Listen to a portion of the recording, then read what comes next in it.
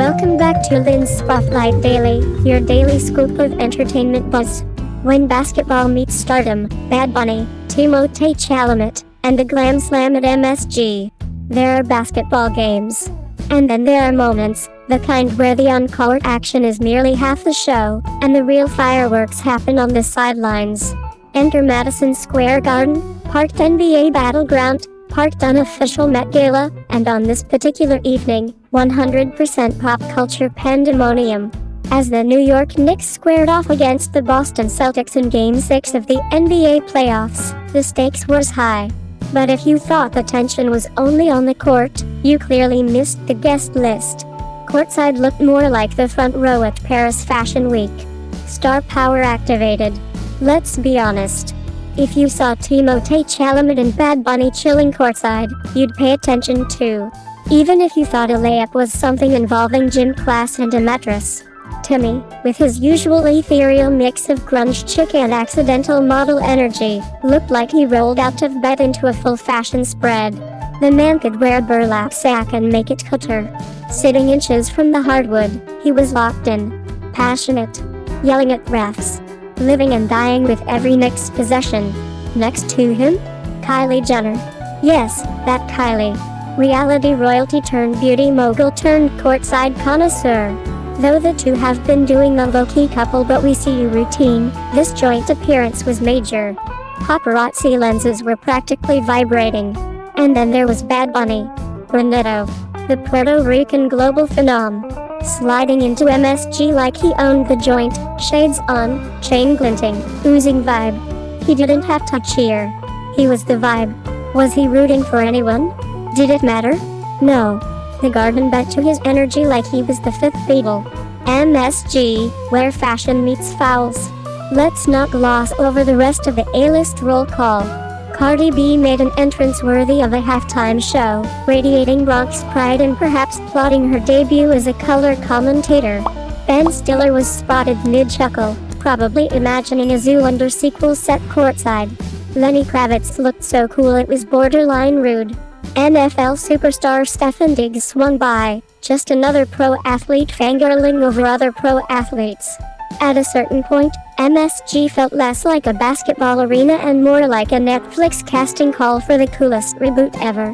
One fan tweeted, "There are more Met Gala attendees here than players on the bench, no lies detected." But wait, there was a game too. Lost in all the flashing cameras and outfit envy was the actual reason everyone was gathered, a basketball game. And not just any game, this was Game 6, with the Knicks one win away from punching their ticket to the Eastern Conference Finals for the first time since, well, let's just say Friends was still airing new episodes. Jalen Brunson, the Knicks' unsung hero turned basketball deity, put on a show. The man was moving like a cheat code, layups, fadeaways, clutch threes, all with the swagger of someone who knows MSG belongs to him now. The Garden crowd, already operating at Taylor Swift concert decibels, was unhinged. Meanwhile, the Celtics weren't going down easy. With Jason Tatum sidelined, Jalen Brown channeled his inner legend. He played like he had a point to prove, torching defenders and leaving scorched sneakers in his wake. It was a back-and-forth brawl, elbows, hustle, lead changes, crowd gasps. And yes, Timothée was absolutely yelling at the refs. Some say they heard him scream "Ball don't lie," like he was auditioning for a Spike Lee biopic. A city on the edge. Playoff basketball at Madison Square Garden is spiritual. It's loud. It's gritty. It's deeply New York.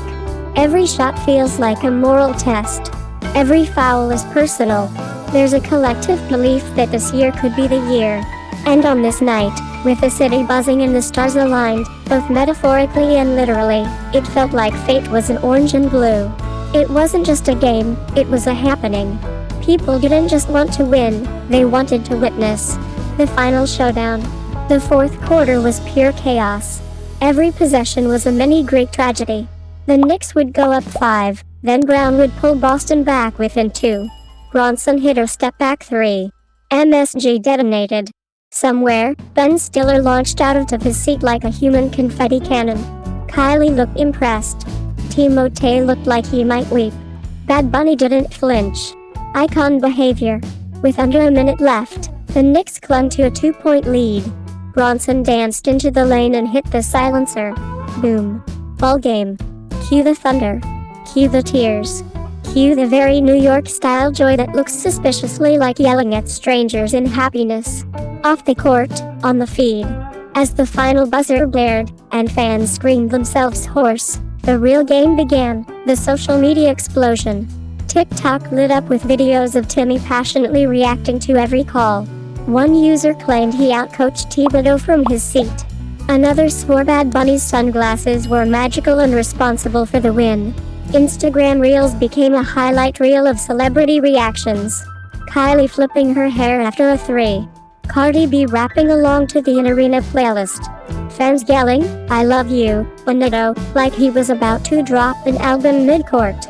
Reddit did what Reddit does, dissected every interaction, analyzed every seat arrangement, and developed a conspiracy theory that Lenny Kravitz is the Knicks' lucky charm. Who arguing? The culture clash that just works. The NBA has always flirted with pop culture, but nights like this prove they're in a committed relationship. In 2025, going to an NBA playoff game is less about the final score and more about the experience. It's part Thai fashion runway, part hip-hop concert, part street ball drama. Bad Bunny Courtside isn't random. It's the culture echoing back at itself. Timothée Chalamet becoming meme fodder for yelling at a missed foul? That's the internet economy at work. Kylie Jenner trending for lip-syncing a Bruno Mars song mid-timeout? Peak Gen Z crossover. This isn't just a basketball game. It's a mirror to the moment. So, who really won? Yes, the Knicks won. They're headed to the Eastern Conference Finals, and New York might collectively combust. But in the grand cultural scheme of things, we all won. Pop culture got a banner night. Fans got memories. The internet got content. The NBA got another feather in its fashion-forward cap. And somewhere, Timmy, Bonito, and Kylie are probably watching the highlights together. With popcorn. In sunglasses. Plotting their next courtside takeover. Game 7? Nah. We're still emotionally recovering from Game 6. But go ahead, replay it. Relive it. Meme it. Because when sports meet stardom like this, it's not just a game. It's an era. And above all, it was the moment of a new era. The event at MSG was more than just a game. It was a declaration of contemporary culture, where fashion, music, film, and sports merge into a shared universe. Where the stands aren't just for cheers, but also an impromptu runway for trend-setting global icons. The appearances of Timothée Chalamet, Bad Bunny, Kylie Jenner, Cardi B, Lenny Kravitz, and Ben Stiller weren't just entertainment highlights. They embodied a new reality, where celebrities don't just watch the game but help create it, in emotion, symbolism, and the way fans engage with sports. The NBA is no longer just about basketball. Nights like this prove the NBA has stepped beyond the realm of sport to become a cultural crossroads. A place where you can witness a spectacular basket and simultaneously see the genuine reactions of world-class stars fully immersed in the game. It's a viral phenomenon, millions of views, meme material, and a non-stop topic on Reddit, TikTok, Instagram. A vivid snapshot of the digital age, where the connection between stars and fans has never been closer. Not just sports, it's part of popular history. Moments like Game 6 don't happen often. They are rare, but also proof of the power of modern pop culture. And when we look back, maybe not everyone remembers every score or shot, but everyone remembers the feeling.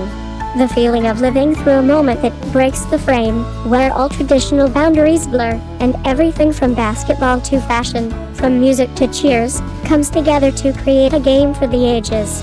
And perhaps the best part is, we were all there, watching, talking, feeling, and preserving it in the collective memory of our time. Who's your current favorite Hollywood star? Drop it in the comments. We love hearing from you. This is Lin's Spotlight Daily, and we'll see you in the next Spotlight.